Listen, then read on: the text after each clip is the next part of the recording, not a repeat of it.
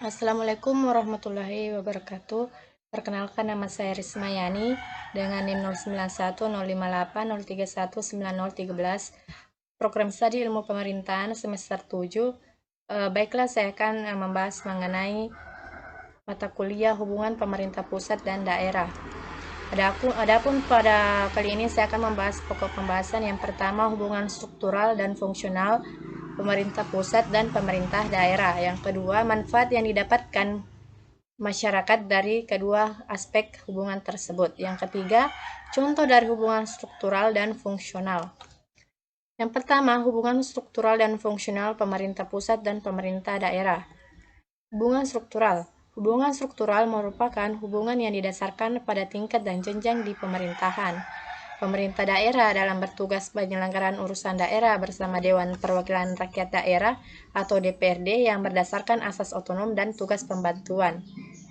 Kemudian hubungan fungsional. Hubungan fungsional merupakan hubungan yang didasarkan dengan fungsi yang dimiliki oleh masing-masing pemerintah. Hubungan tersebut saling mempengaruhi dan bergantung antara satu dan yang lain. Yang kedua, manfaat yang didapatkan masyarakat dari kedua aspek hubungan tersebut.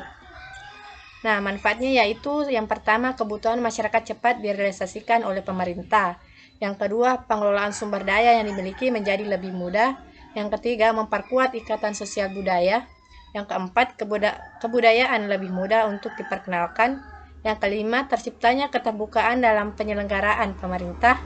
Yang keenam, meningkatkan pelayanan dan kesejahteraan masyarakat, peraturan, kebijakan, dan seluruh keputusan.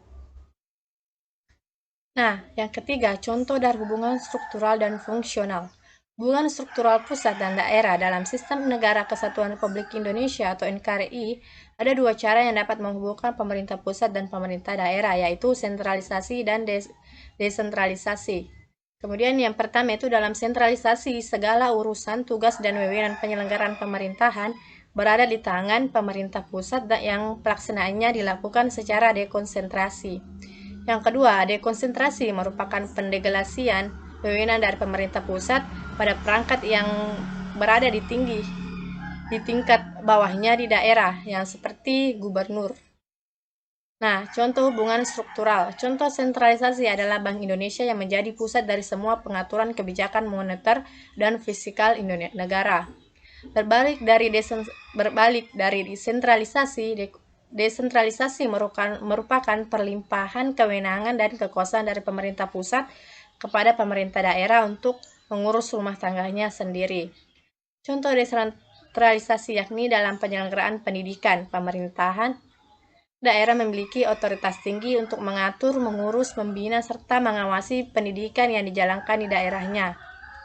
Kemudian adapun contoh hubungan fungsional. Contoh hubungan fungsional pemerintah pusat dan daerah yakni hubungan keuangan, pelayanan umum, pemanfaatan sumber daya alam, dan sumber daya lain antara pemerintah pusat dan daerah yang diatur dengan adil berdasarkan undang-undang.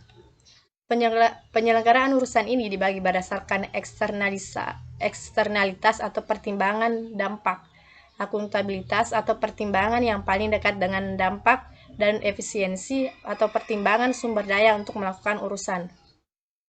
Nah, inilah yang sempat saya bawakan pada mata kuliah hubungan pemerintah pusat dan hubungan daerah. Sekian. Assalamualaikum warahmatullahi wabarakatuh.